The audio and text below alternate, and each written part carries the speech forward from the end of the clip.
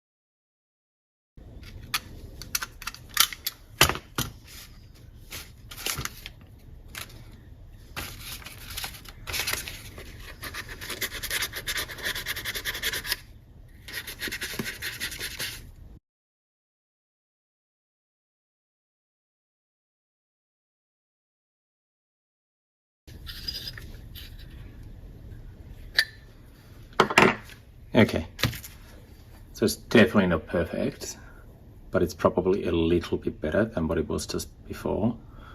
just gonna give it a lick of paint, and yeah, just see how it comes up after that.